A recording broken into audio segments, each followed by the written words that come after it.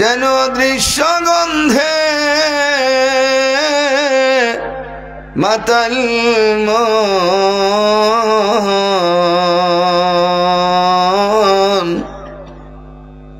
যেন ঘন গোরাধারে আলোর কলি অকুল পাথারে আল্লাহর আয়োজন। আল্লাহুম্মা, আওয়াজ দিয়ে পড়ুন।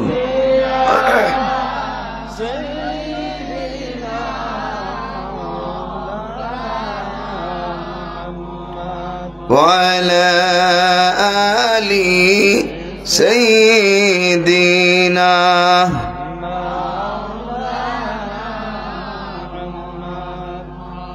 এই দুনিয়ার সবই থাকবে, আমি একদিন থাকব না।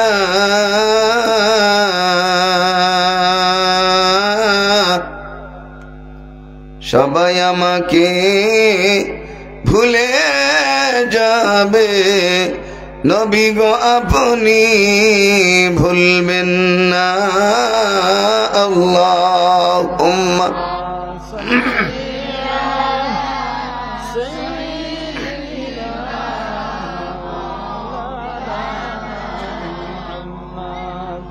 ওয়ালা আলি সাইয়্যিদিনা।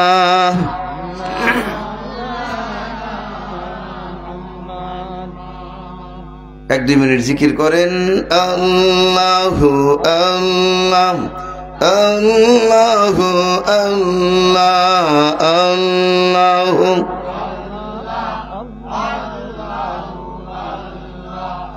আল্লাহু আল্লাহু আল্লাহু ইয়া যাল জালালি ওয়াল ইকরাম, ইয়া আল্লাহু ইয়া সালাম, ইয়া যাল জালালি ওয়াল ইকরাম, ইয়া আল্লাহু ইয়া সালাম, ইয়া জালিলু ইয়া বুরহান,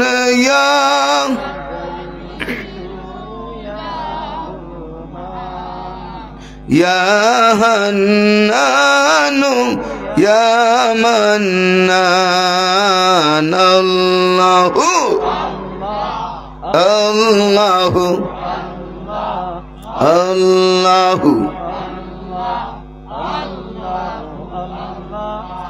ইয়া আলিমু ইয়া খাবীর, ইয়া সামিউন ইয়া বাসীর, ইয়া আলিমু ইয়া খাবীর, ইয়া সামিউন ইয়া বাসীর, ইয়া রহিমু ইয়া রহমান,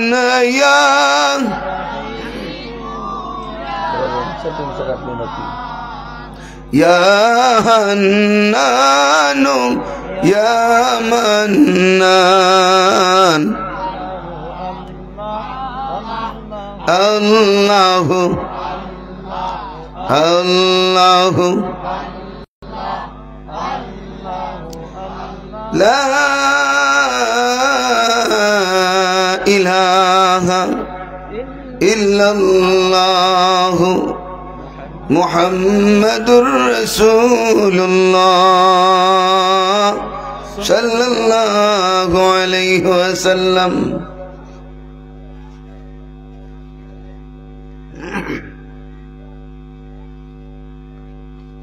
উপস্থিত একতা ইসলামী সমাজ কল্যাণ পরিষদ ও কৃষ্ণপুর জামে মসজিদের উদ্যোগে ষষ্ঠ বার্ষিক ইসলামী মহাসম্মেলনের সম্মানিত সভাপতি সাহেব, আজকের প্রধান অতিথি বিশিষ্ট আলেমে দিন জুবদাতুল আরিফিন কুদওয়াতুস সালিকিন রাইসুল কুররা ওয়াল মুফাসসিরিন উস্তাজুল উলামা ওয়া সুলাহা শাইখুনা ওয়া মুরশিদুনা আয়না জামাল আহমদি শামসুল উলামা আল্লামা সাহেব কিবলা ফুলতরি রহমতুল্লাহি আলাইহির সুযোগ্য নাতি হযরত মাওলানা মারজান আহমদ চৌধুরী সাহেব দামাত বরকাতুহুল আলী বারাকাল্লাহু ফি হায়াতি, আর মুআজ্জাজ মুহতারাম হযরত উলামায়ে আহলে সুন্নাহ, আমার পিতৃতুল্য মুরব্বিয়ানে কারাম আলী আসাদুল্লাহ খালিদ সাইফুল্লাহ বীর হামজার আদর্শের সৈনিক, অত্র গ্রামের অত্র এলাকার তরুণ সমাজ, বিভিন্ন স্কুল কলেজ মাদ্রাসা ইউনিভার্সিটিতে অধ্যয়নরত আমার প্রিয় শিক্ষার্থী বন্ধুরা, মায়ের আদরের ছোট্ট ছোট্ট সোনামণিরা, পর্দার অন্তরালে অবস্থানরত আমার শ্রদ্ধেয় সম্মানিতা মা এবং বোনেরা, বক্তৃতার প্রারম্ভে আল্লাহ সুবহানাহু ওয়া তাআলার অসংখ্য শুকরিয়া জ্ঞাপন করছি, যিনি আমাদেরকে আজকের মোবারক মাজলিসে জান্নাতি বাগানে আসার, বসার, বলার এবং শোনার তৌফিক দান করেছেন। সেজন্য অন্তরের অন্তঃস্থল থেকে হৃদয়ের কৃপণতা দূর করে উচ্চ আওয়াজ একবার বলুন আলহামদুলিল্লাহ। লক্ষ কোটি দরুদ ও সালামের হাদিয়া জানাই শাহান শাহে মদিনা সরকারে দো আলম রহমত আলম নূরে মুজাসসাম হুজুরে পূর্ণর সাহেবে লাওলাক মাকামে মাহমুদ, উত্তাল সমুদ্রের পাঞ্জেরি, গভীর নিশির সুরভিত হাসনাহেনা, শামসুদ্দোহা বদরুদ্দুজা নূরুল হুদা, ইমামুল কিবলাতাইন জাদ্দাল হাসান ওয়াল হুসাইন, ইমামুল আম্বিয়া ইমামুল মুরসালিন খাতামুন নবিয়িন শফিউল মুজনবিন জনাব আহমদ মুজতবা মুহাম্মদ মুস্তাফা সাল্লাল্লাহু আলাইহি ওয়াসাল্লামের নূরানি কদম মোবারক, যাকে আল্লাহ পাক সৃষ্টি না করলে তাম পৃথিবীর কোনো কিছু সৃষ্টি হতো না, ঠিক কিনা? প্রিয় হাজিরিন,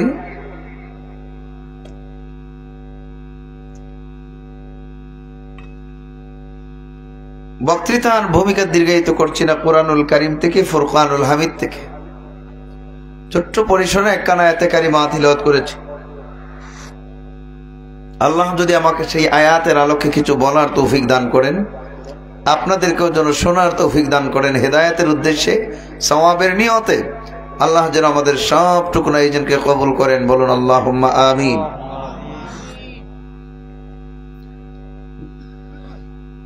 আল্লাহ পাক ইরশাদ করেছেন রাদিয়াল্লাহু আনহুম ওয়া রাদু আন,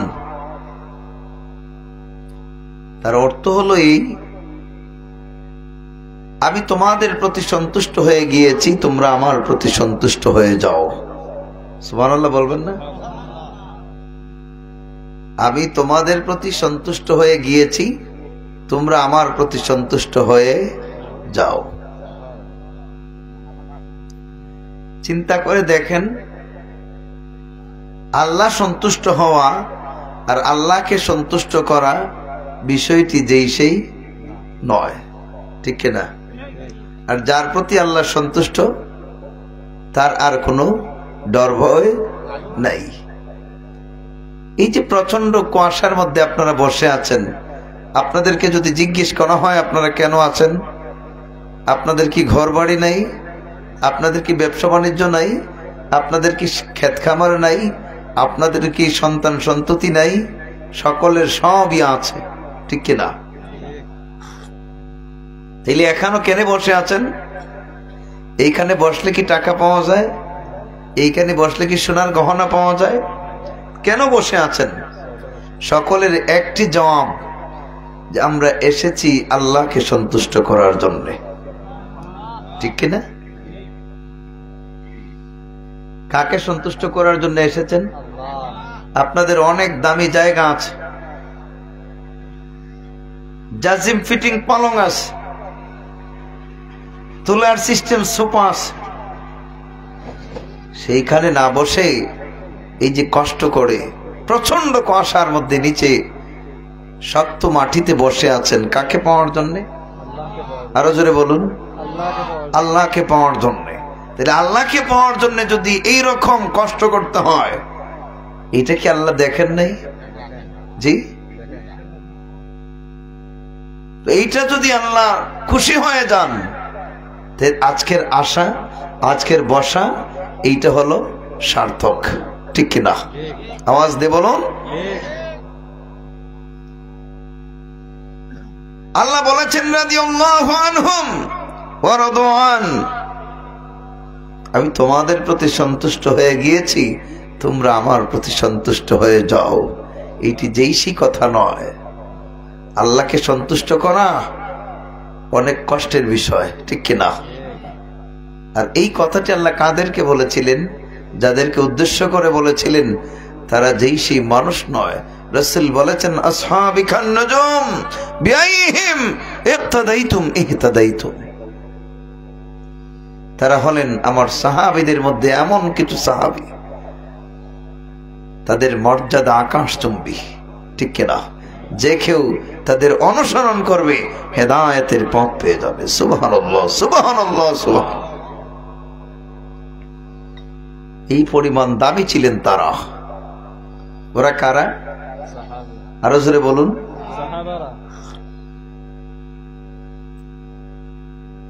এখন আপনাদের কাছে আমার প্রশ্ন, সাহাবী যারা, তাদের কি সংসার, সন্তান, সন্ততি ছিল না? তাদের কি বাড়ি গাড়ি ছিল না? তাদের সব ছিল। সব টাকা সত্ত্বে সবকে বিসর্জন দিয়েছিলেন তারা। আল্লাহর রাসূলকে তারা বিসর্জন দিতে পারেন নাই। ঠিক কিনা? সব দিয়েছিলেন। রাসূলের মহব্বতকে তারা লালন করেছিলেন। ঠিক কিনা? এই জন্যে পৃথিবীতে তারা অনেক কষ্ট স্বীকার করেছেন, প্রয়োজনে জীবন দেওয়ার চেষ্টা করেছেন, থেকে বিদায় দিতে পারেন। আল্লাহ বলেন যেহেতু তোমাদের জীবন আমার জন্য বিসর্জন দিতে চাও, আমিও খুশি তোমাদের এই কার্যকলাপে তোমরা আমার প্রতি সন্তুষ্ট হয়ে যাও। দুনিয়ার চেয়ে, সবচেয়ে দুনিয়ার চেয়ে ক্ষণস্থায়ী, দুনিয়ার চেয়ে চিরস্থায়ী জান্নাতের সুখ আমি তোমাদের জন্য রেখেছি। এই জন্য তোমাদের জন্য, তোমরা যেহেতু জীবন সাজাও আমার জন্য, আমিও জান্নাত সাজিয়েছি তোমাদের জন্য। ঠিক কিনা? সাহাবায়ে কেরামের মর্যাদা কেমন ছিল! হায় হায়, আসহাবি কান নুজুম, তারা রাসূলুল্লাহর জন্য সব দিয়েছিলেন। ঠিক কিনা? আর রাসূলুল্লাহর জন্য যদি সব দিতে পারেন, রাসূলুল্লাহর জন্য দেয়া হলে আল্লাহর জন্য দেয়া হয়। মাইয়ুতির রাসূলা ফাকাদ আতাআল্লাহ, রাসূলুল্লাহর ইতাআতের মধ্যে আল্লাহকে পাওয়া যায়। সুবহানাল্লাহ বলবেন না? রাসূলুল্লাহর ইতাআতের মধ্যে কাকে ইতাআত করা হয়? ডাইরেক্ট আল্লাহকে। এই জন্য তো আল্লাহ বলেছেন সিবগাতুল্লাহ ওয়া মান আহসানু মিনাল্লাহি সিবগা, তোমরা আল্লাহর রঙে রঙিন হয়ে যাও। আল্লাহ রঙের চেয়ে অধিক উত্তম রং আর কারো হতে পারে না। আমাদের চর্মচক্ষু দিয়ে আল্লাহ কোন রঙের এটা আমরা দেখতে পারি না, কিন্তু আমাদের পক্ষে দেখা অসম্ভব। তাহলে আমরা কেমন করে, আল্লাহ যে বললেন আমার রঙে রঙিন হয়ে যাও, আল্লাহর রঙে রঙিন হবে এই রং আল্লাহর পছন্দনীয়। লাকাদ কানা লাকুম ফি রাসূলিল্লাহি উসওয়াতুন হাসানা, তোমরা যদি রাসূলুল্লাহর জীবনের দিকে নজর দাও, নবীজির জীবন তোমাদের জন্য আদর্শ স্বরূপ। সুতরাং তোমরা নবীর প্রতি একটু তাকাও, নবীর প্রতি নজর দাও, নবীর জীবনই তোমাদের জন্য আদর্শ। সুবহানাল্লাহ। ঠিক কিনা? নবীর চরিত্র যেমন, আমরা সেই চরিত্রের অনুসারী হতে চাই কি চাই না? আরো জোরে বলুন। এই চরিত্রের অনুসারী যদি আমরা হতে পারি, তাহলে আমাদের জন্য রেখেছেন আল্লাহ জান্নাত। ইন্নাল্লাযীনা আমানু ওয়া আমিলুস সালিহাত লাহুম জান্নাতুন তাজরি মিন তাহতিহাল আনহার। আল্লাহ তো ওয়াদা দিয়েছেন, আল্লাহ তো ওয়াদা দিয়েছেন, তোমরা আমার প্রতি ঈমান আনবা আর ভালো কাজ করবা, নেক কাজ করবা, তোমাদের জন্য আমি রেখেছি জান্নাত। আরো জোরে বলুন। জান্নাত। জান্নাত কি আমাদের শ্বশুর বাড়ির আরামায়েশের মতো? না। আল্লাহ ওয়াদা দিয়েছেন, আল্লাহর ওয়াদার মধ্যে কোনো হেরফের হতে পারে না। এজন্যই আসুন আমরা রাসূল পাক ইসলামের আদর্শের অনুসারী হই। আল্লাহ যেহেতু তাদের জন্য বলেছেন এই কথা, তোমাদের প্রতি সন্তুষ্ট হয়ে গিয়েছি, তোমরা আমার প্রতি সন্তুষ্ট হয়ে যাও, আমরা যেন আল্লাহর সন্তুষ্টকারী বান্দাদের অনুগত হতে পারি, ঠিক কিনা? আমরা যদি তাদের আদর্শের অনুসরণের অনুসারী হতে পারি, এইটাই হবে আমাদের সার্থক জীবন, ঠিক কিনা? সাহাবায়ে কেরাম নিজের জীবনকে এত মর্যাদা দিতেন না যতটুকু আল্লাহর হাবিব সাল্লাল্লাহু আলাইহি ওয়াসাল্লামের মান মর্যাদা রক্ষার্থে তারা যেই রকম প্রাণপণ চেষ্টা করেছেন, ঠিক কিনা? উদাহরণ দিলে সহজে বুঝবেন। কোন এক যুদ্ধে রাসূল সেনাপতি নিয়োগ করেছেন হযরতে খালিদ বিন ওয়ালিদ। সাহাবীর নাম কি? খালিদ বিন ওয়ালিদ। যুদ্ধের ময়দানে উপস্থিত হয়েছেন, কাফিররাও মুখোমুখি সামনাসামনি, কিন্তু তিনি সেনাপতি হওয়া সত্ত্বেও যুদ্ধের ময়দানে কি যেন তালাশ করা শুরু করেছেন। সামনে যে কাফির, ওনাকে যে মেরে ফেলবে, এই দিকে তার ভ্রুক্ষেপ নাই, চিন্তা নাই। তো মুসলিম সাহাবীদের মধ্যে কিছু সংখ্যক সাহাবীরা খুবই চিন্তিত। অন্যান্য দিন সেনাপতি নজর দেন কাফির কোন দিকে আসে, আজকে তো সেই দিকে তার নজর নাই, ওনার জীবনের প্রতিও তার খেয়াল, ঠিক কিনা? কয়েকজন মুসলিম সাহাবী ওনারা বললেন, হে খালিদ বিন ওয়ালিদ, ব্যাপারটা কি? আপনি কি তালাশ করেছেন? কি হয়েছে আপনার?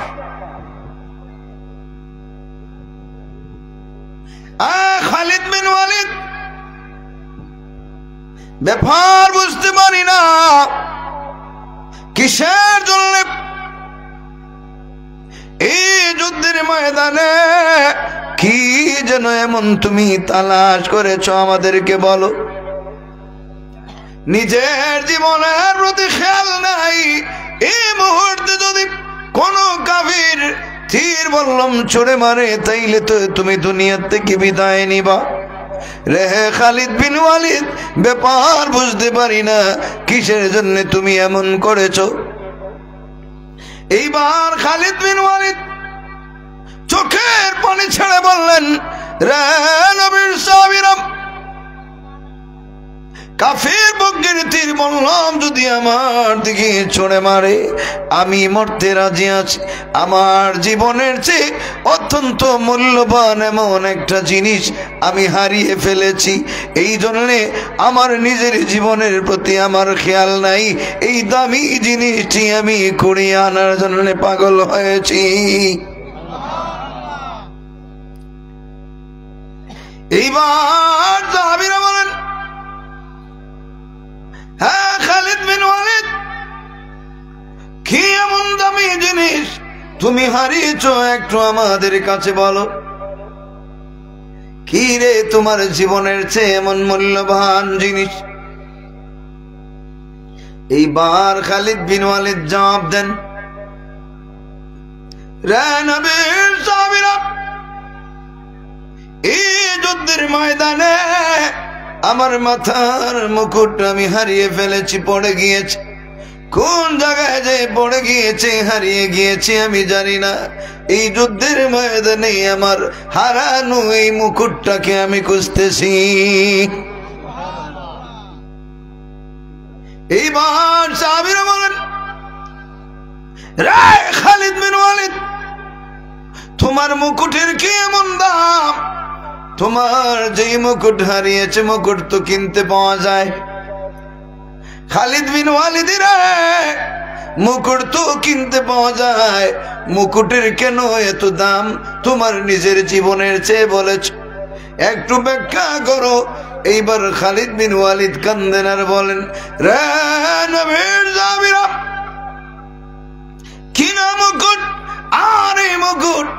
এক সমান নয়। তোমরা জানো না কেন আমার নিজের জীবনের চেয়ে দামি? এই মুকুট এমনিতে দামি নয়, এই মুকুটের মধ্যে আল্লাহর হাবিব নবী মুহাম্মদুর রাসূলুল্লাহর দুখানা চুল মোবারক ছিল। এই জন্য আমি খালিদের কাছে আমার জীবনের চেয়ে রাসূলুল্লাহর চুল মোবারকের দাম বেশি। কারণ রাসূলুল্লাহর চুল মোবারক আমার এই মাথার মুকুটের মধ্যে ছিল।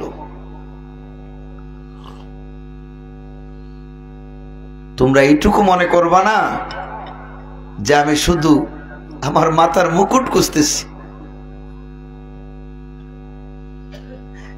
খালিদ বিন ওয়ালিদ রাসূলুল্লাহর চুল মোবারক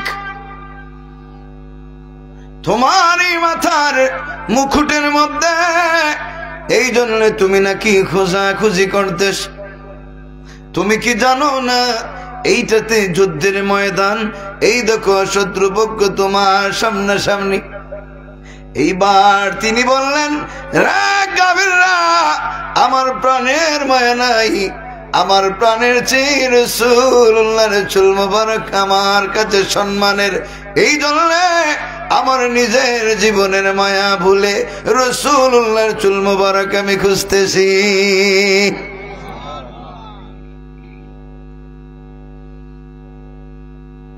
এইবার সব মুসলিম সাহাবীরা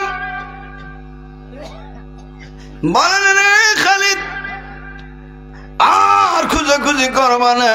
তিনি বললেন, না রে নবীর সাহাবীরা, এই মুকুটের মর্যাদা আমি খালিদের কাছে বিরাট বড়। তোমরা জানো না আমি যত যুদ্ধে বিজয় ছিনিয়ে এনেছিলাম, এইটা আমার কৌশল ছিল না। ও নবীর সাহাবীরা, যত যুদ্ধে আল্লাহর হাবিব আমাকে সেনাপতির দায়িত্ব দিয়েছিলেন, আমি যুদ্ধে বিজয়ে আমার কলা কৌশল দিয়ে আনি নাই। আমার মনে হয় রাসূলুল্লাহর চুল মুবারকের সম্মানার্থে আমি প্রত্যেক যুদ্ধে আমি বিজয় এনেছি।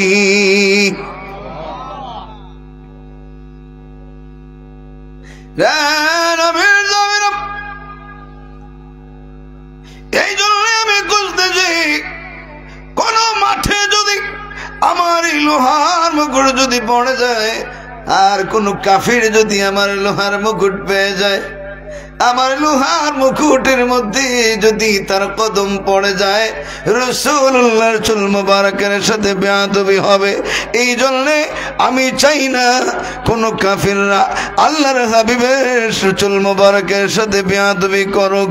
রে নবীর সাহাবীরা, এই জন্য নিজের জীবনের মায়া ভুলে রাসূলুল্লাহর চুল মুবারক আমি তালাশ করেছি। তাদের কাছে রাসূলুল্লাহর চুল মুবারকের দাম ছিল কি ছিল না? আওয়াজ দিয়ে বলুন। চুল মুবারক সাধারণ বিষয়, তাদের কাছে নবীজির প্রত্যেকটা জিনিসের দাম। আরো জোরে বলুন, আরো জোরে বলুন। এজন্য তো আম্মাজান খাদিজাতুল কুবরা কান্দেন। রাসূল বলেন, খাদিজা কান্দো কেন? তিনি বললেন, হুজুর কেন কান্দি জানেন না? আমার মনে হয় মালাকুল মউত আজরাইল আমার নিকট চলে আসবে। রাসূল বললেন, কুল্লু নাফসিন যায়িকাতুল মউত, আল্লাহর কালাম সাক্ষী দেয় প্রত্যেক প্রাণী তো মৃত্যুর স্বাদ উপভোগ করবে, তো কাঁদতেছ কেন? তিনি বললেন, হুজুর মৃত্যুর স্বাদ সব উপভোগ করবে ঠিক, আমি এমনিতে কান্দি না, আমি কান্দি এখন তো আপনার সাথে আমার সময় পার করতেছি। অন্ধকার কবরে যখন আমি যাব, আপনাকে তো আমি পাবো না, তখনকার সময় কি রকম একা পার করব। যদি আমার কবর আলোকিত না হয় নবী গো, তাহলে তো আমার কষ্টের সীমা থাকবে না। এই জন্য আমি কাঁদতেছি। রাসূল বললেন, কান্না থামাও। তিনি বললেন, হুজুর কান্না থামাও যদি আপনি আমাকে একটু ওয়াদা করেন। রাসূল বললেন, বলো। তিনি বললেন, হুজুর যখন আমি মারা যাব, মক্কা মদিনার কোনো দামি পোশাক দিয়া, কোনো কাপড় দিয়া আমাকে কাফন আপনি দিবেন না। আপনি ওয়াদা করেন আপনার পুরাতন কোন জুব্বা মুবারক দিয়ে আমাকে দাফন করবেন। চিন্তা করেন। আচ্ছা আপনারা বলুন, এই পৃথিবীতে বন্ধু যতটুকু বন্ধুকে চিনতে পারবে, বাবা যতটুকু সন্তানকে চিনতে পারবে, দূরের মানুষ কি এর চেয়ে বেশি চিনতে পারবে? জি। আপনার আরো সহজে বন্ধুর কাছে আপনি সময় কতক্ষণ দিতেন? 24 ঘন্টার মধ্যে হয়তো 2-3 ঘন্টা। এর চেয়ে বেশি সময় আপনি আপনার পরিবারকে দিতেন। তাহলে আপনার স্ত্রী আপনার সম্পর্কে যতটুকু জানবে, আপনার বন্ধু কি আপনার সম্পর্কে ততটুকু জানবে না।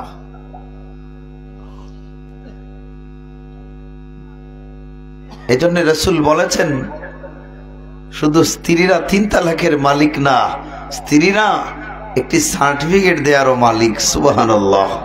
স্বামীর ব্যাপারে আর প্রত্যেকের সাক্ষী আর নিজের স্ত্রীর সাক্ষী স্বামীর পক্ষে সবচাইতে সবল সাক্ষী হলো স্ত্রী যদি স্বামীর পক্ষে সাক্ষী দেয়। সুবহানাল্লাহ বলবেন না? আমরা তো বাহিরের চাকচিক্যের সাক্ষী দেই, ভিতরে কি আছে এইটার সাক্ষী আমরা দিতে পারবো? দিনের আচরণ থেকে আমরা সাক্ষী দেই, রাতের আচরণ থেকে আমরা সাক্ষী দিতে পারি? একজন স্ত্রী তার রাতের আচরণ থেকেও সাক্ষী দিতে পারে, ঠিক কিনা? যেগুলি গোপন এইগুলি সম্পর্ক সে সাক্ষী দিতে পারে। তিনি কান্দেন, হুজুর আপনি আমার জন্য মক্কা মদিনার কোন দামি কাফন কিনবেন না। খাদিজা কি রাসূলকে চিনতেন না? কথা বলেন না কেন? হায় হায়। হুজুর আমার জন্য মক্কা মদিনার কোন দামি পোশাক কিনবেন না গো নবীজি। আমার যখন মালাকুল মউত আজরাইল আমার নিকট চলে আসবে গো নবীজি, আমি যখন দুনিয়ার সফর শেষ করব আল্লাহর নবী গো, সেই দিন গো নবীজি মক্কা মদিনার দামি কোনো কাপড় নয়, আপনার পুরাতন জুব্বা মোবারক দিয়া আমি খাদিজাকে আপনি দাফন করবেন। আল্লাহর নবী বললেন, খাদিজা খাদিজা কিসের জন্য তুমি এমন করে বলো রে খাদিজা? তিনি বলেন, নবী গো এই জন্যই আমি বলি গো নবীজি, মুনকার নাকির যখন আমার কবরের মধ্যে এসে আমাকে সওয়াল করবে গো নবী, আমি যদি সওয়ালে আটকা পড়ি গো নবী, তাইলে তো কবরে জ্বালা যন্ত্রণা শুরু হয়ে যাবে, আযাব শুরু হয়ে যাবে। আমার মনে বিশ্বাস গো নবীজি, আপনার জুব্বা দিয়ে যদি আমাকে প্যাকেটিং করা হয় আর যদি আমার কবরের মধ্যে কোনো আযাব শুরু হতে দেন আল্লাহ, আমার মনে হয় গো নবীজি আপনার জুব্বা মুবারকের সম্মানার্থে আমি খাদিজার কবরে আযাব হবে না। তারা রাসূলকে কি রকম মহব্বত করতেন, ঠিক কিনা? রাসূলুল্লাহর জুব্বা মুবারককে তারা দাম দিতেন, রাসূলুল্লাহর চুল মুবারককে তারা দাম, আরো জোরে বলুন হায় হায়। আমাদের ঘাম,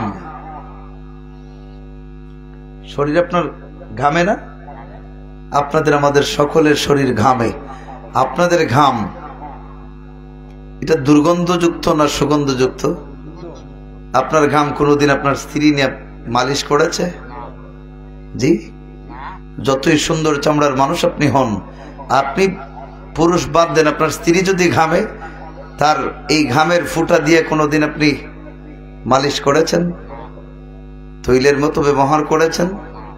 না। আপনারা বলুন, রাসূল পাকের ঘাম মোবারক এটা সাহাবায়ে কেরাম মালিশ করেছেন। আরো জোরে বলুন আরো জোরে বলুন, ঠিক কিনা? নবী যাচ্ছেন, পথ দিয়ে রওনা করেছেন আল্লাহর হাবিব।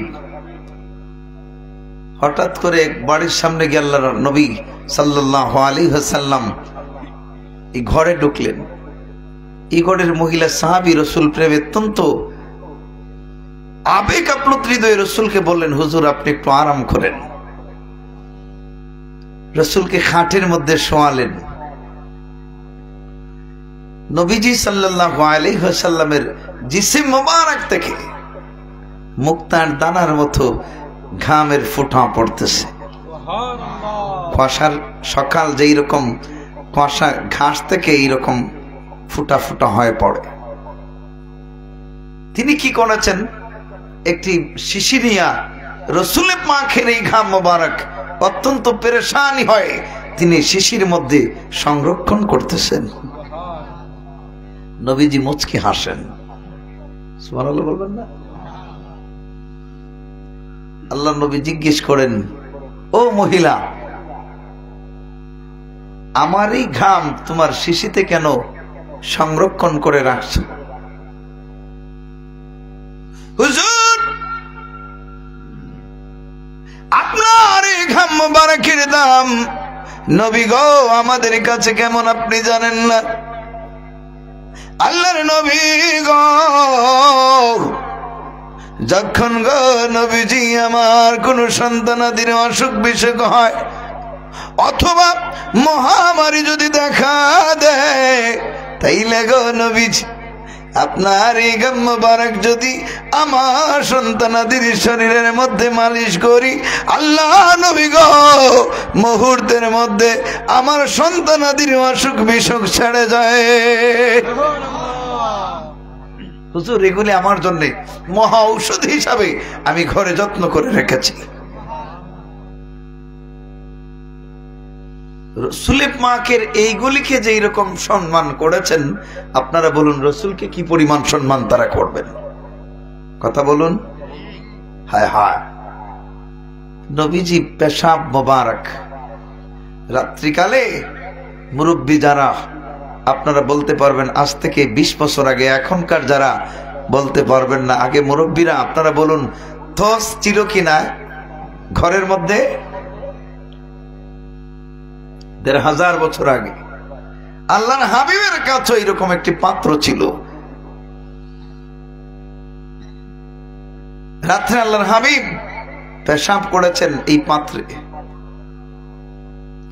তার ঘরের খাদিমা উম্মে আয়মান রাত্রিকালে ঘুম থেকে উঠেছেন, পানির পিয়াস লেগেছে, পানি পান করবেন।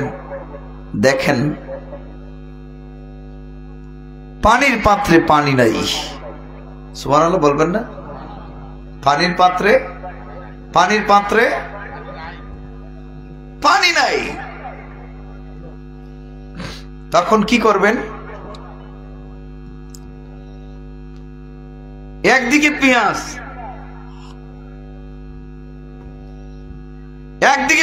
খুব বেশ। দেখেন এই পাত্র থেকে পানি কলকল শব্দ করতেছে, পানির কলকলি শব্দ শোনা যায়। এগুলি কি পানি? আওয়াজ দিয়ে বলুন, এগুলি কি? নবীজির পেশাব মোবারক। নবীজির পেশাব মোবারক। তিনি হাতের নিয়েছেন পাত্র, নাকের কিনারে নিয়েছেন, এখন দেখা যায় মেশকে আম্বরের ঘ্রাণ বের হচ্ছে।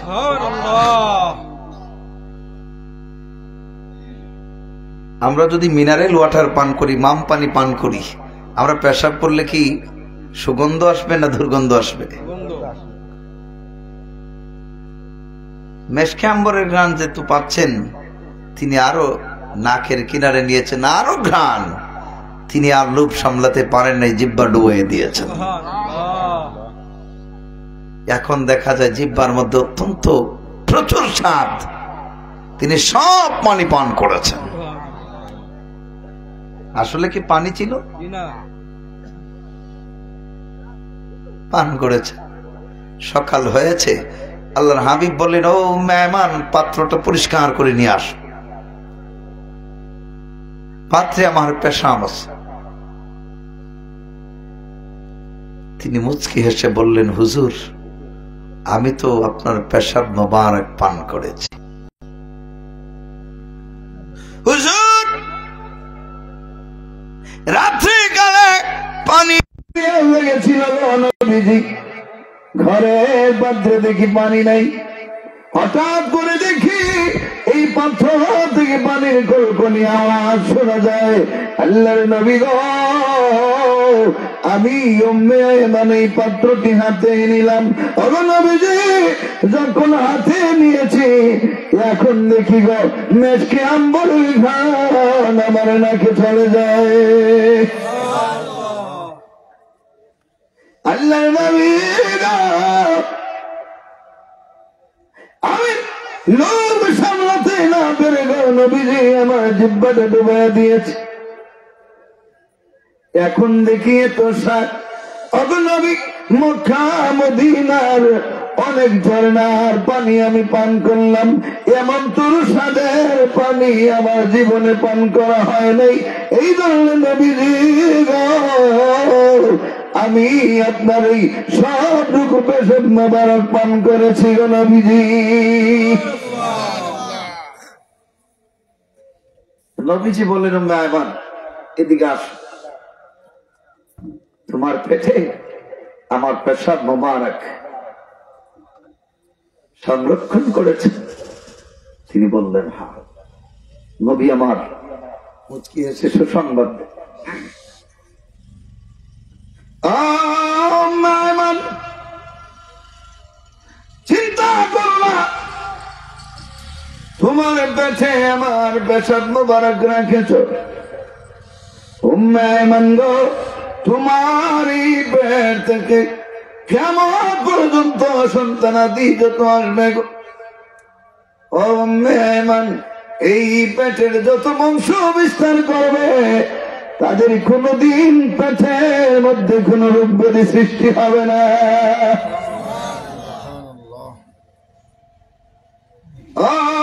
মেহমান, আরো সুসংবাদ নাও।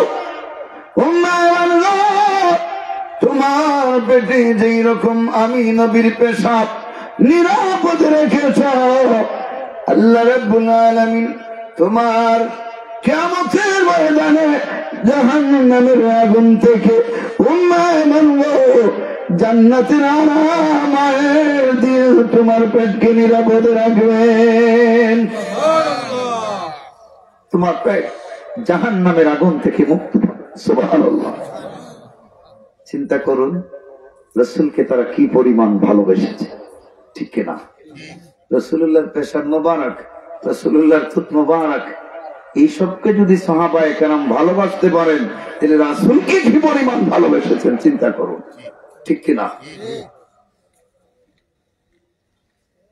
এজন্যে আবু সুফিয়ান যখন মুসলমান হন নাই, রোম সম্রাট হিরাক্লিয়াস তাকে বলেছিল, আচ্ছা আপনি মক্কার মানুষ, মুহাম্মদ সম্পর্কে জানেন? তিনি বললেন, হ্যাঁ আমি জানি। বলো তো মুহাম্মদকে তার ভক্ত অনুসারীরা কেমন মহব্বত করে? তিনি বলেন, এইরকম মহব্বতকারী মনে হয় তামাম পৃথিবীতে আর দ্বিতীয় কেউ নাই। কিরকম? তোনাকে এমন মহব্বত করেন তার অনুসারীরা, কোনো যদি তুথু ফেলে দেন, তার অনুসারীর মধ্যে প্রতিযোগিতা শুরু হয়ে যায়, কার হাতে কে আগে নেবে। যখন তাদের হাতের মধ্যে এই রাসূল পাকের তুত মোবারক নিতেন, তখন তাদের শরীরের মধ্যে মাখতেন, মালিশ করতেন। সুবহানাল্লাহ বলবেন না? এরকম যদি হয় রাসূলুল্লাহর সাহাবীদের আদর কদর নবীর প্রতি, নবীর এই তুত মোবারক, পেশাব মোবারক, ঢিল মোবারক, ঘাম মোবারক, রক্ত মোবারকের প্রতি যদি এরকম মহব্বত থাকে, তাহলে নবীর প্রতি তাদের মহব্বত কেমন? জি আরো জোরে বলুন। আচ্ছা আপনারা বলুন, রক্ত পান করে এটা হারাম না হালাল? রক্ত পান করা হারাম, কিন্তু রসুল পাকের রক্ত মুবারক সাহাবায়ে কেরাম পান করেছেন। হযরত আবু সাঈদ খুদরি রাদিয়াল্লাহু তাআলা আনহুর পিতা মালিক বিন সিনান উনি নবীজির রক্ত মুবারক পান করেছেন। সুবহানাল্লাহ বলবেন না? উহুদের যুদ্ধে। কোন যুদ্ধে? কষ্ট হচ্ছে আপনাদের? কষ্ট হলে শেষ করে দেই। তাহলে আমি অনুরোধ করছি যে ফাঁকা জায়গাগুলো একটু পূরণ করে বসুন।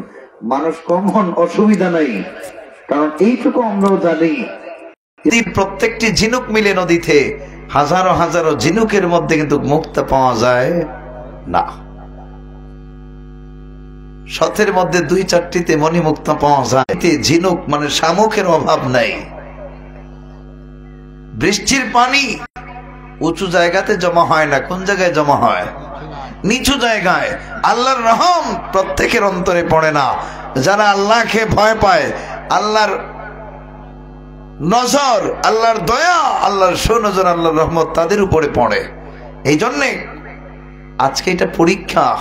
গ্রাম ভর্তি মানুষ, গিয়ে দেখেন এখনো মানুষ পরিবারে ঘুমায় না, এমনিতে গল্প গুজব করেছে, কিন্তু এইখানে আসে না। আসে না? নাই? আরো জোরে বলুন। পৃথিবী কি চিরদিন এইরকম থাকতে পারবেন? পৃথিবীতে আপনার চেয়ে অনেক ওজনওয়ালা মানুষ, দামি মানুষ এই পৃথিবীতে এসেছিলেন। যেই ঘরে আপনি অবস্থান করে গল্প গুজব করেছেন, এই বিল্ডিং হয়তো আপনি নির্মাণ নাও করেছেন, আপনার দাদা নির্মাণ করেছিলেন, তিনি তো আজ এখানে নাই, ঠিক কিনা? আপনিও যে থাকবেন, গল্প গুজব করবেন, হয়তো বলা যায় না আজরাইল ফজরের আগেও আপনার কাছে আসতে পারে। এগুলি স্মৃতি হয়ে থাকবে। আসুন ভালো কাজে সব একত্রিত হয়ে যান। এই যে সামিয়ানার নিচে এখন যদি মালাকুল মউত কারো জন্য আসে, জান নেয়ার জন্যে, আল্লাহর হাবিব বলেন জান নিতে দেরি, ওই মানুষটা বেহেশতে প্রবেশ করতে দেরি নয়। কেন? যে তার জীবন দুনিয়ার সব কিছু ত্যাগ করে আল্লাহর মহব্বতে এসেছে এখানে, ঠিক কিনা? যেই মানুষ দুনিয়ার সব বিসর্জন দিয়া, জলাঞ্জলি দিয়া আল্লাহকে পাওয়ার জন্য যদি এখানে আসতে পারলো, আল্লাহ কি এগুলি দেখেন না? আল্লাহ তো মানুষের মন দেখেন। এই জন্য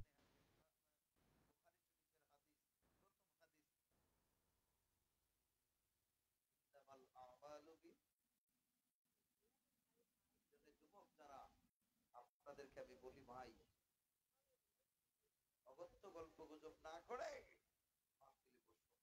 আল্লাহ রাসূলের সম্পর্কে একটু জানুন, আপনার জীবন পাল্টে যাবে।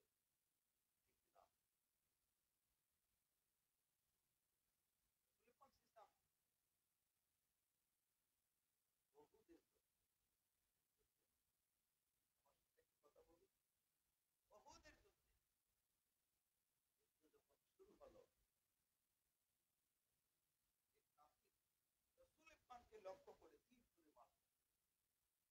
আল্লাহর হাবিবের মাথা মুবারক লক্ষ্য করে যেহেতু তীর ছুঁড়েছে, মাথা মুবারকের মধ্যে এসে এমন ভাবে বের করেছিল, তার মুকুট ছিল মাথায়, শিরস্ত্রাণ ভেঙে টুকরো টুকরো হয়, এক টুকরা রসুল পাকের মাথা মুবারক চিনকারি দিয়ে রক্ত ছুটেছে।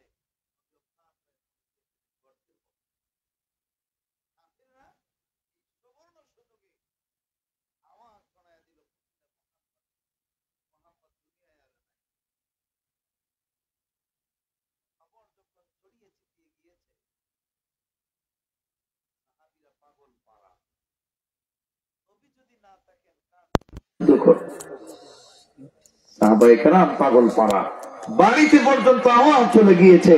মা বোন যারা পর্দার ভিতরে সব পর্দা ছেড়ে বের হয়েছেন রাসূলকে দেখার জন্য।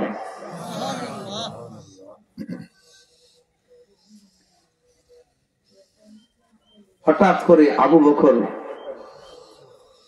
ওমর, ওসমান আলী সব দৌড় শুরু করেছে। কান্না শুরু করেছেন। এমন সময় হযরত আলী বলেন, আমার কানের মধ্যে একটি আওয়াজ আসলো। কি আসলো? আরো জোরে বলুন। না না, আমি এখনো মারা যাই নাই রে আলী, আমি এখনো উহুদের মাটিতে জিন্দা আছি রে আলী। হযরত আলী বলেন,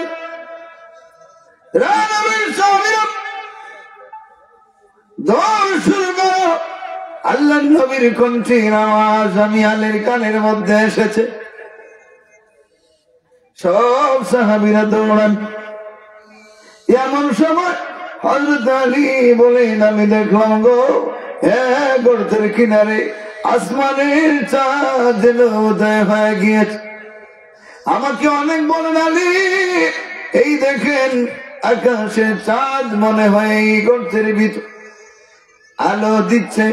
আমি গিয়ে দেখি গো আকাশের চাঁদ নয়, আকাশের চাঁদ নয়, মা আমিনার চাঁদ মুহাম্মদুর রাসূলুল্লাহ জমিনের মধ্যে অজ্ঞান হয়ে পড়ে আছে।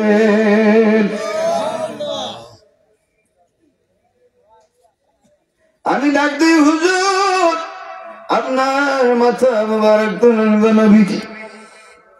নবীজির কণ্ঠের আওয়াজ শোনা যায় না। হঠাৎ করে আমি দেখি আল্লাহর নবী আমাকে ইশারা দিয়ে বলেন, আলী রে চিৎকার হাওমাও করো না, এই দেখো আমার শরীরে রক্ত নাই, রক্ত শূন্য আমি হয়ে গিয়েছি। মাথার দিকে তাকাও, আমি দেখিব নবীজির লোহার মুকুট ভেঙে টুকরা টুকরা টুকরা রাসূলুল্লাহর মাথার চামড়া ভেদ করে গিয়েছে, ফিনকারি দিয়ে রক্ত ছুটেছে। আমি দেখি উহুদের মাটি লাল হয়ে গিয়েছে।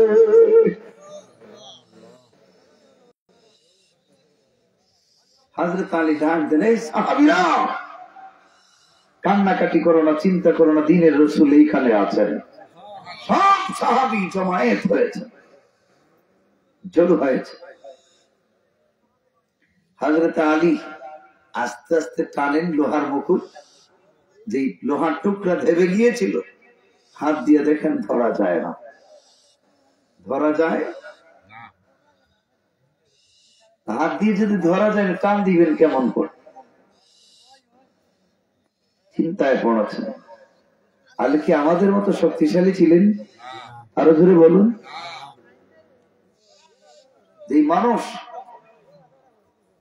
800 মণ ওজনের লোহার পাল্লা গেট ধাক্কা মেরে চরমাচর করে দিয়েছেন। তিনি হলেন শেরে খোদা আলী, ঠিক না? আসাদুল্লাহিল ওয়ালি। এমনিতে পারে, তিনি টানেন, দেখা যায় লোহার এই টুকরা আনা সম্ভব না।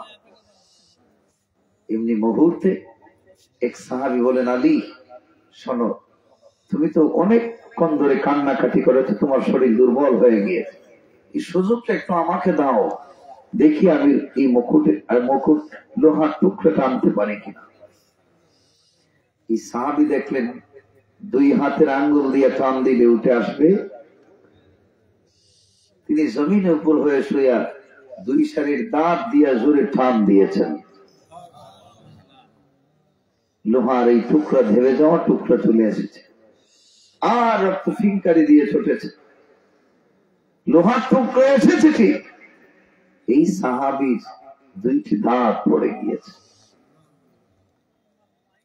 তিনি মুখ ঘুরাইছেন। আলী বললেন, ভাই মুখ ঘুরাও কেন, মুখ লুকাও কেন?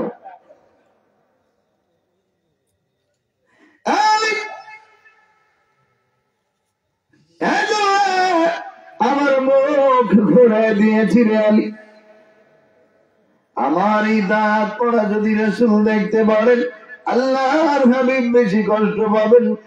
আর এই মুহূর্তে যদি রাসূল বেশি কষ্ট পান, তাইলে আমার কষ্ট লাগবে বেশি। এই জন্য আমার মুখটা আমি ঘুরাই দিয়েছি।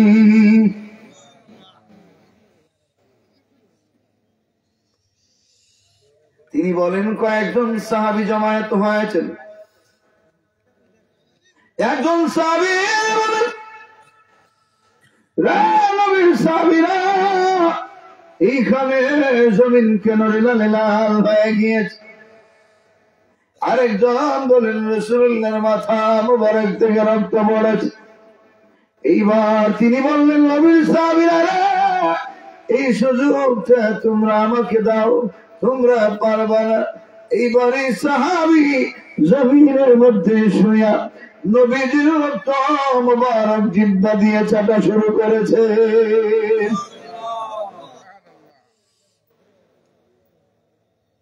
আল্লাহ নবী এই মুহূর্তে লক্ষ্য করেন,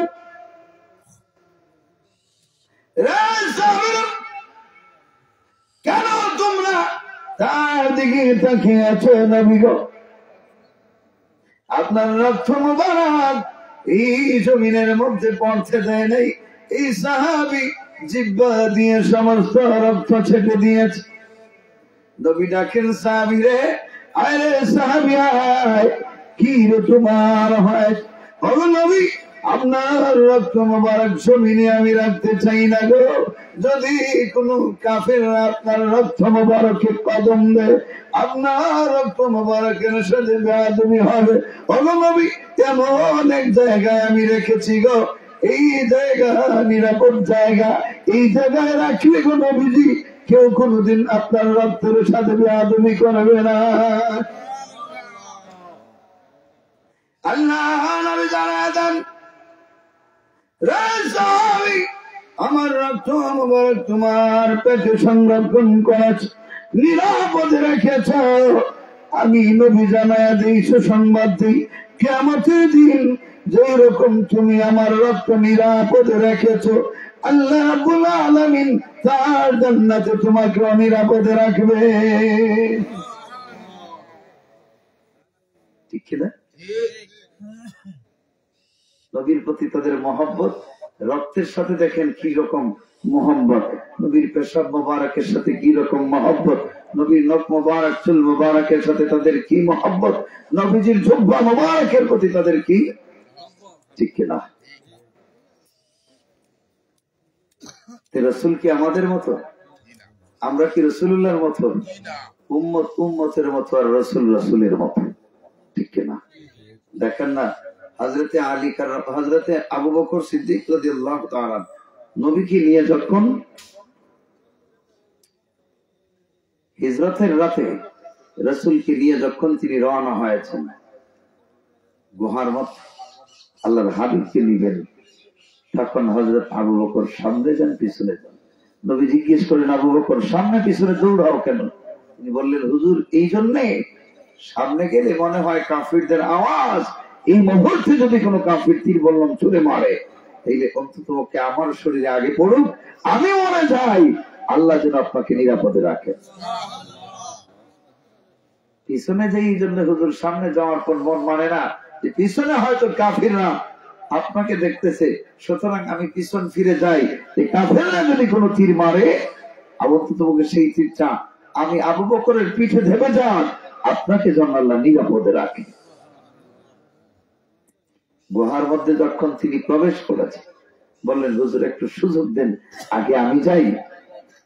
গিয়ে দেখেন সেখানে অনেক গর্ত আছে, ছিদ্র আছে।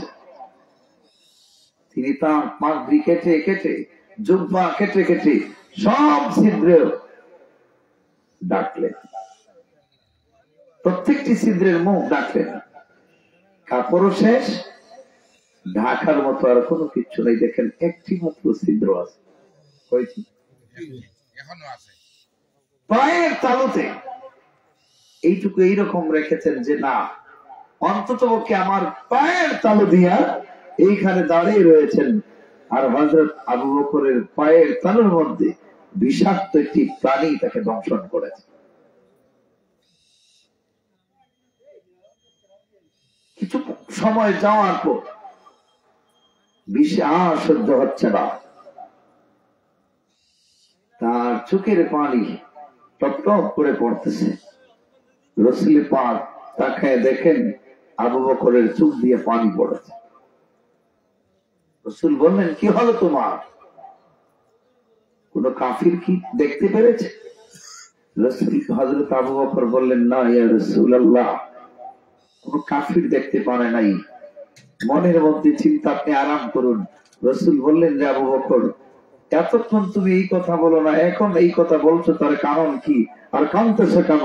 তিনি বললেন, হুজুর, এই এই এই এই অবস্থা, এই দেখেন আমার পায়ের অবস্থা। রাসূল দেখেন পা ফুলে গিয়েছে, বিষে কালো হয়ে গিয়েছে। নবী বললেন, চিন্তা করো না, মহা ঔষধ তো তোমার সাথে আছে।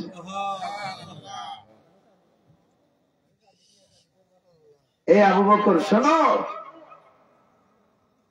দাও যেইখানে তোমাকে দংশন করেছে, আল্লাহর হাবিব তার জবান থেকে, তার লিসান মুবারক থেকে একটু তুত দিয়া আবু বকরের স্থানের মধ্যে তিনি মালিশ করেছেন, সাথে সাথে বিষ পানি হয়ে গিয়েছে। সুবহানাল্লাহ বলবেন না? নবীজির তুত মুবারকের দাম আছে কিনা?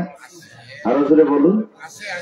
এখন আবু বকর তো আনন্দে আত্মহারা, হুজুর ব্যাপারটা কি, রহস্য কি, কি আমাকে আঘাত করেছে? রাসূল বললেন যে আবু বকর, তুমি জানো না, যেই ছিদ্র তুমি পায়ের তালু দিয়ে রেখে রেখেছিলে, এই গর্তে, এই ছিদ্রে, এই গর্তে একটি সাপ 2000 বছর আগ থেকে আমার অপেক্ষা করতেছে, যে আমি ওইখানে যাব, সে আমাকে চোখ ভরে দেখবে, নয়ন ভরে দেখবে। তুমি ঢাকার কারণে সে আমাকে দেখতে পারে নাই, এই জন্য তোমাকে আঘাত করেছে। সুবহানাল্লাহ বলবেন।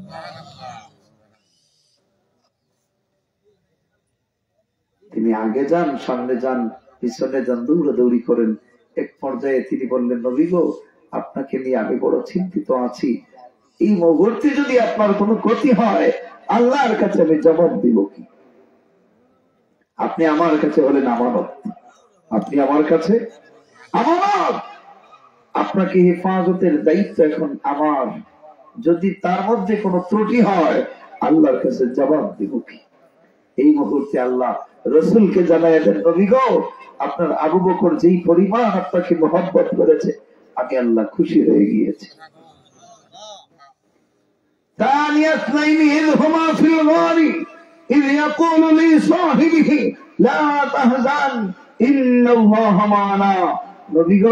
আপনার আবু বকর এইরকম আপনার কাছে বারংবার বলেছে, আপনি আবু বকরকে সান্ত্বনা দেন। শুধু আবু বকর নবীর পাশে না, আর নবী আবু বকরের পাশে না, এই দুইজনের পাশে আমি আল্লাহ আছি। আরো জোরে বলুন, আমি আল্লাহ আছি। চিন্তা করুন আবু বকরের মর্যাদাটা কেমন। রাসূলুল্লাহকে মহব্বত করলে কথা বলেন কে? আরো জোরে বলুন, আরো জোরে বলুন। মহব্বত করেছেন রসুলকে আবু বকর, আর আল্লাহ মহব্বত করেছেন আবু বকরকে, ঠিক কিনা? নবী গো এইটুকু বলুন যে নবীর কাছে শুধু আবু বকর না, আর আবু বকরের কাছে শুধু নবী না, দুইজনের কাছে কে আছি? আরো জোরে বলুন, আমি আল্লাহ আছি। সুবহানাল্লাহি ওয়া বিহামদিহি, সুবহানাল্লাহিল আযীম।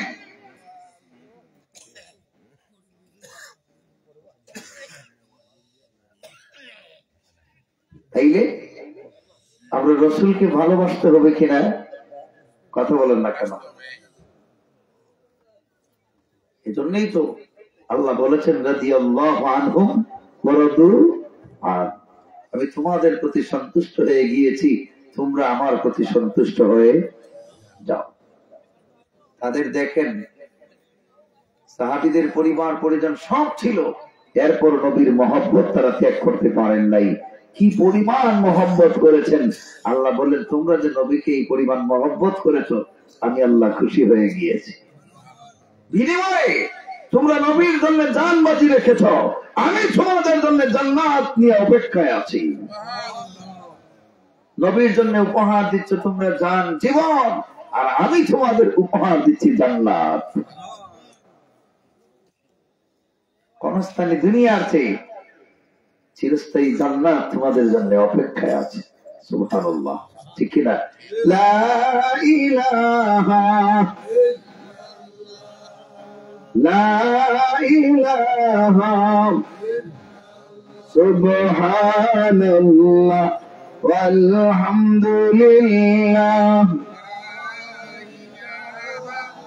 ইল্লাল্লাহ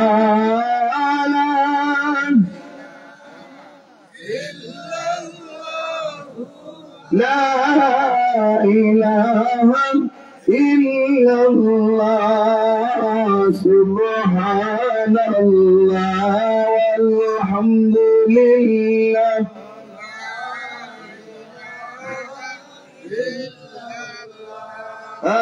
লা ইলাহা আওয়াজ দিয়ে বলুন ইল্লাল্লাহ সুবহানাল্লাহ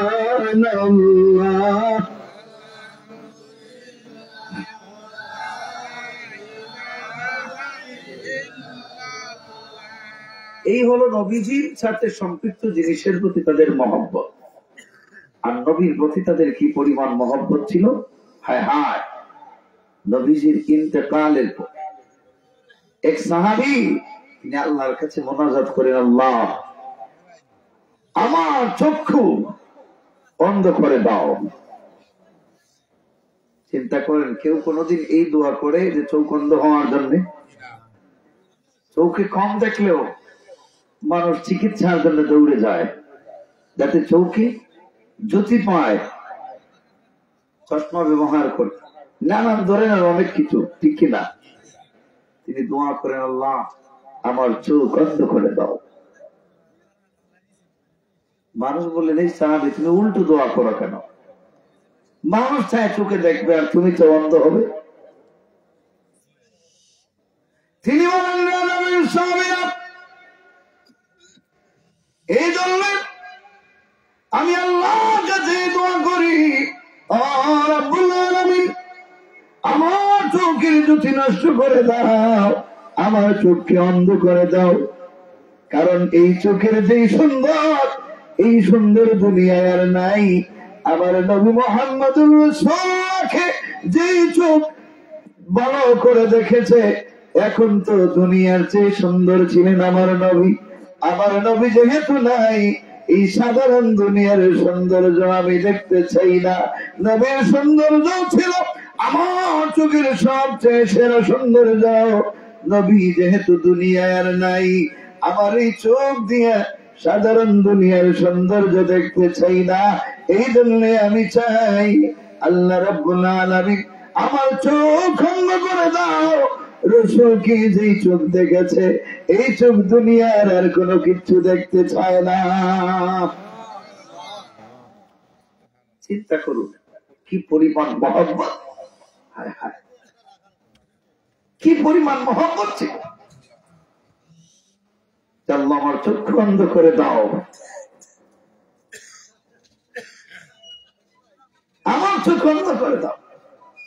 আমার এই চোখের আর কোনো দেখার স্বাদ নাই। যাকে দেখার স্বাদ ছিল, আমার স্বাদ মিটে গিয়েছে। রাসূলকে দেখার স্বাদ ছিল আমার, রাসূল যেহেতু নাই, আমার চোখের আর সৌন্দর্য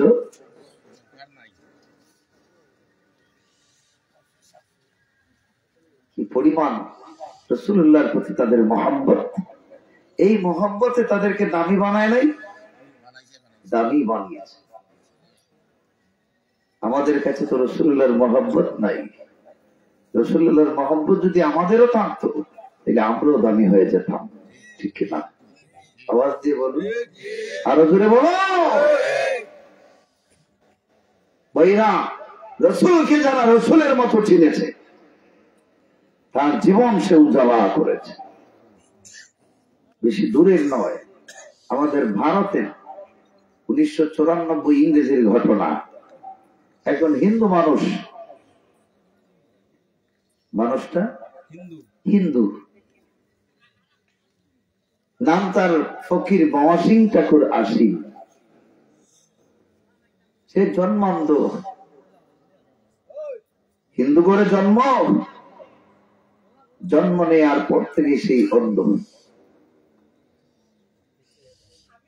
দিন দিন যখন বড় হয়েছে, মুসলমানের সাথে তার চলাফেরা, একজন মুসলমানের সাথে তার বন্ধুত্ব সম্পর্ক। সেই মুসলিম বন্ধু তিনি হজ করতে যাবেন, সুবহানাল্লাহ বলবেন না? হজ করতে যাবেন। এই হিন্দু বন্ধু, জন্মান্ধ বন্ধু ফকির মহসিন ঠাকুর আসিন, সে বলেছে, বন্ধু তুমি তো হজ করতে যাবে, ফ্লাইট যেদিন এর আগে যদি আমাকে একটু খবর দিতেন তাইলে আমি খুশি হতাম। ফ্লাইটের আগে ওনাকে খবর দেওয়া হলো যে অমুক দিন আমার ফ্লাইট। তিনি বললেন, বন্ধু দেখেন, আমি এসেছি আপনার কাছে একটি আবদার নিয়ে, যদি আপনি আমার আবদারটি রাখতে পারেন। উনি ভাবছেন হয়তো হিন্দু মানুষ, আর আমি যেহেতু মক্কা মদিনায় যাব, মনে হয় কোন জিনিস আমার কাছে চাইবেন, ওই জিনিস আনবেন। তিনি বললেন, বন্ধু বলো কি আনতে হবে? যে আমার জন্য কোনো কিছু আনতে হবে না, একটি জিনিস আমানত নিয়ে যেতে হবে। আনার জন্য আমি বলবো না, নেওয়ার জন্য বলবো। কি দিবেন আমাকে? যে আপনাকে দেবার মতো আমার কোনো কিছু নাই, তবে যা দেয়ার আমার মনের সব ভালোবাসা উজাড় করে। তুমি যেই রাসূলকে দেখার জন্য পাগল হয়েছ, আমিও সেই রাসূলকে দেখতে পারবো না, আমার চক্ষু নাই, তবে আমার মনের ভালোবাসা উজাড় করে আমার হৃদয়ের গভীর থেকে একখানা চিঠি লিখেছি, ওই চিঠিখানা তোমার রাসূলুল্লাহ রওজা মুবারাকে দিবা। আর ধরে বলুন, আচ্ছা আপনারা বলুন, একজন হিন্দু মানুষের ভালোবাসা রাসূলের প্রতি কেমন? তিনি বললেন, বন্ধু ঠিক আছে, তোমার চিঠি দাও। তিনি বললেন, শোনেন আমি নিয়ম নীতিও বলে দিচ্ছি, আমার চিঠিখানা কোন সময় আপনি পাঠ করবেন, পড়বেন, যখন আপনি রাসূলুল্লাহর জিয়ারতে যাবেন, আপনার সালাম কালাম, আপনার সবকিছু কথা বলা শেষ, যখন আপনি ফিরবেন, আমার জন্য রাসূলুল্লাহর কদম মোবারকের সামনে একটাবার দাঁড়াবেন, দাঁড়াইয়া আমার নাম ধরে রাসূলকে একটি সালাম দিবেন, আর আমার ওই চিঠিখানা রাসূলুল্লাহ রওজা মুবারকের সামনে তিনি পাঠ করবেন। তিনি ওয়াদাবদ্ধ, ভাই যদি আল্লাহ আমাকে রাস্তা নিরাপদে নেন, আমি মদিনায় গেলে আমি রাসূলুল্লাহর রওজা মুবারক তোমার এই চিঠিখানা পাঠ করব। যখন তিনি হজ করতে গেলেন, মক্কার কাজ শেষ, মদিনায় যখন গিয়েছে, সালাম কালাম দেওয়ার পর, তার সবকিছু বলার পর যখন ফিরবেন, তখন তার পকেট থেকে বের করেছেন ফকির মহসিন ঠাকুর আসিমের চিঠি। তিনি বলছেন, রাসূলুল্লাহর রওজা মুবারকে গিয়ে নবীজির কদম মুবারকের সামনে দাঁড়াই আমার নাম ধরে পাঠ কর। হুজুর, হিন্দু পরিবারে আমার জন্য মক্কা মদিনায় আসতে পারবো না, শাস্ত্রের বাধা, ধর্মের বাধা। নবী গো, দেহকে ভারতে রেখে দিলাম, মনকে পাঠিয়ে দিলাম মদিনায়। ইয়া রাসূলুল্লাহ, ইয়া হাবিবাল্লাহ, নবী গো, মনকে পাঠিয়ে দিলাম গো মদিনায়, দেহকে রেখে দিলাম ভারতে। আল্লাহর নবী গো, আমি আপনার কাছে আর কোনো কিছু চাই না গো, আমি চাই আপনার কাছে একটা জিনিস। ও নবী, অনেক অন্ধ চোখে আপনি জ্যোতি দিয়েছেন, সুবহানাল্লাহ, অনেক অন্ধ চোখে রাসূল কি দিতে পারেন নাই? জি, এখন আপনারা বলবেন তো শিরক হয়ে গিয়েছে, দেয়ার মালিক তো আল্লাহ।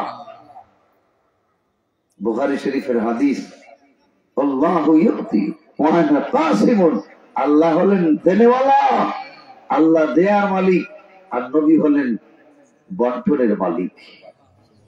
আল্লাহ হলেন দেনেওয়ালা, আর নবী হলেন বন্টনওয়ালা। সুবহানাল্লাহ বলেন। হযরত কাতাদা কোন এক যুদ্ধে গিয়ে শত্রুপক্ষের একটা তীর এসে তার চোখে পড়ল, চোখটা উল্টে গালের চামড়ার সাথে ঝুলে গিয়েছে, রক্ত ঝরা শুরু হয়েছে। তিনি দৌড়ে দৌড়ে রাসূলুল্লাহর কাছে গেলেন। হুজুর, দেখেন আপনার কাতাদার চোখ ঝলসে গিয়েছে গো নবী। ইয়া রাসূলুল্লাহ, আপনার কাতাদার চোখ থেকে এমন ভাবে রক্ত ঝরা শুরু হয়েছে, চোখ আমার ফুলে গিয়েছে। নবী বললেন, কাতাদা এইবার বলো তুমি কি চাও? ওগো নবী, আমি আর চাই না গো নবী, আমি আপনার কাছে চাই আমি কাতাদা চোখ যেন ভালো হয়ে যায়। আল্লাহ নবী বললেন, কাতাদা আর চিন্তা করিস না রে কাতাদা। আমার নবীজি তার জবান মুবারক থেকে, লিসান মুবারক থেকে লালা মুবারক লাগাইয়া হযরত কাতাদার চোখের মধ্যে এরকম মালিশ করে, আবার যেন তার ঝুলে পড়া চোখটা আগের স্থানে নিয়ে লাগাইয়া দিলেন। বসাইতে দেরি হয়, হযরত কাতাদার চোখ দিয়া আল্লাহর হাবিব বলেন, কাতাদার সামনের দিকে তাকাও।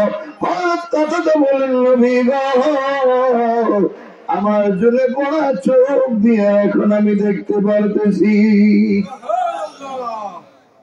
হুজুর, আগে যেই রকম দেখতে পারতাম, এখন দেখি এর চেয়ে বেশি পাওয়ার আমার এই চোখে। হিন্দু মানুষ চিঠি লেখে, আপনার কাছে আর আমি কোনো কিছু চাই না গো নবী, আমি কাচের চশমা চাই না, আমি চাই আপনার নূরের চশমা। ওগো নবী, আপনার নূরের চশমা দিয়া ফকির বসিং ঠাকুর হাশিমের চোখ খুলে দেন। কিন্তু মানুষ চিঠি লিখেছে। যখন চিঠিখানা তিনি আবৃত্তি করেছেন রাসূলুল্লাহর রওজার কিনারে, যেই সময় তিনি পাঠ করেছেন তিনি মদিনায়, আর অন্ধ ফকির বসিং ঠাকুরের চোখ ভারতের জমিনে যেন তিনি দেখতে পেরেছেন।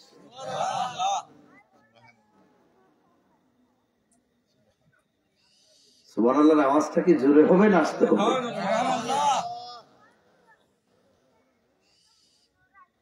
চিঠি পাঠ করা হয়েছে রাসূলুল্লাহর রওজার কিনারে,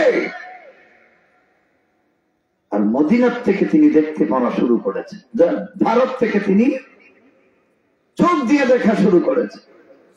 হঠাৎ করে একজন অন্ধ মানুষ যদি চোখ দিয়ে দেখে, আপনারা বলুন, মানুষ কম জানবে না বেশি জানবে? জানাজানি বেশি হয়ে যাবে, তাই না? মানুষের আনাগুলো তো বেশি হবে, ঠিক কিনা?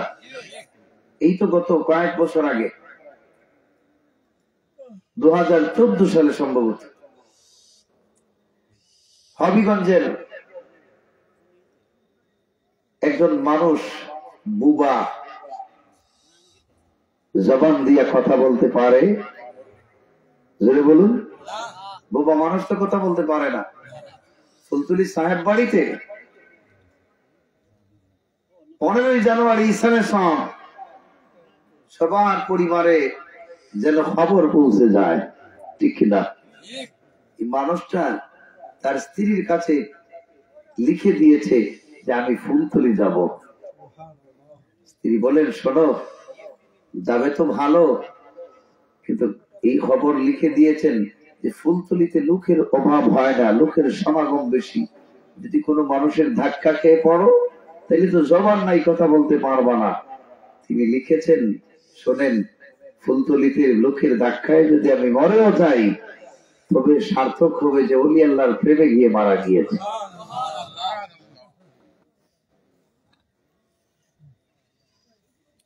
রাত 2-2:30,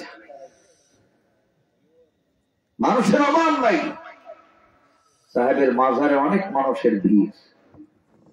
ফজরের পর মানব জমিন পত্রিকা হাতে নিলাম, দেখি এই মানুষটা, বোবা মানুষ, আখলুস আলী নাম ভালো হয়ে গিয়েছে। আরো জোরে বলুন, আরো জোরে বলুন। সাংবাদিকরা জিজ্ঞেস করে, ভাই কি হয়েছে তোমার? তুমি অনেক দিনের বোবা, অনেক চিকিৎসা করালে ভালো হলে না, হঠাৎ করে কেমন করে ভালো হলে? আফরোজ আলী বলে, আমিও জানি না, শুধু এখানে এসেছিলাম, মুখে তো ভাষা নাই, বলতে পারি না, শুধু মনের ভাষায় আল্লাহকে ডাক দিয়েছি। আল্লাহ, এত মানুষ আসে এইখানে, নিশ্চিত এইখানে আপনার রহমত আছে। আল্লাহ, আমি দোয়া করি আপনার এই বন্ধুর উসিলায় আমার এই জবানটা খুলে দেন। আমার চোখের পানি গালে আসতে দেরি, আমার আল্লাহ আমার জবান দিতে দেরি হয় নাই।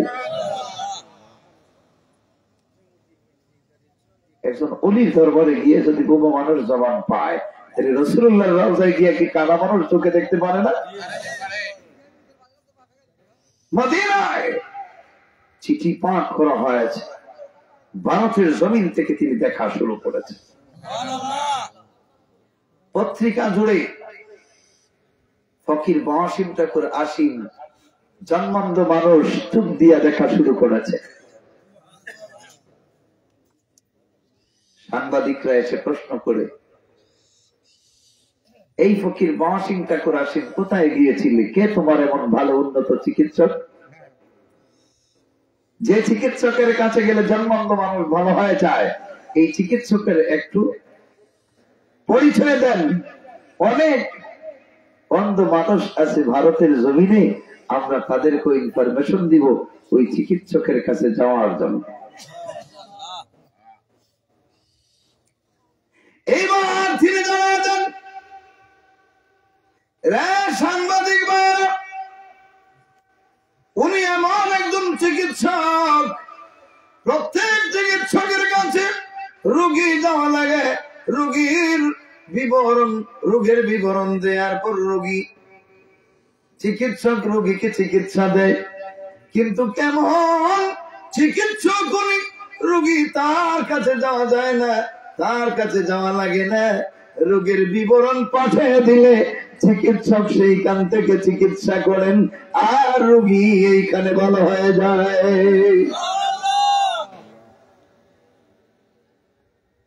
এইবার সাংবাদিকরা অবাক, হ্যাঁ ভাই, এমন চিকিৎসককে, উনি কোন বিশ্ববিদ্যালয়ের ডিগ্রি নিয়েছেন, এই এমবিবিএস এর পরিচয় দাও।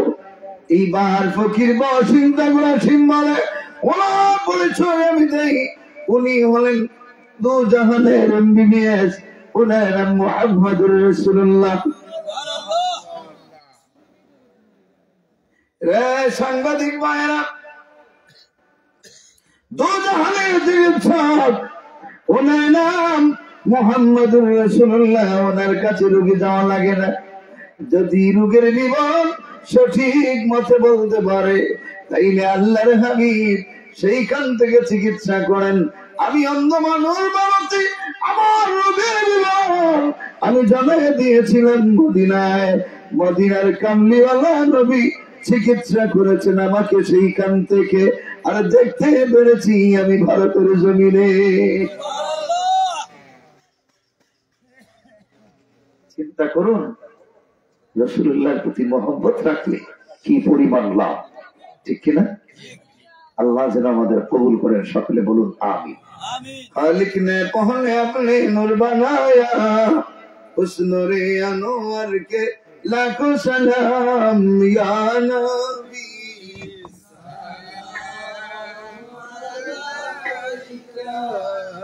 या रसूल सलाम अलैका, या हबीब सलाम अलैका, सलावातुल्लाह अलैका, ओहे कमलिवाला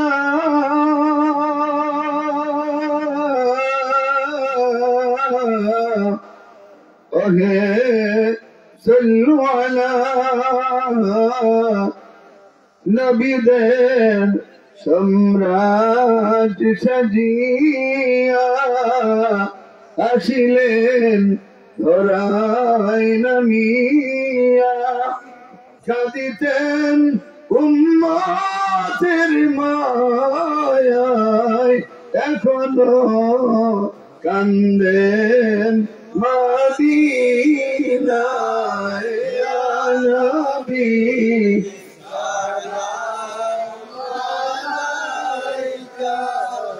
ইয়া রাসূল সালাম আলাইকা, ইয়া হাবিব সালাম আলাইকা, সালাওয়াতুল্লাহ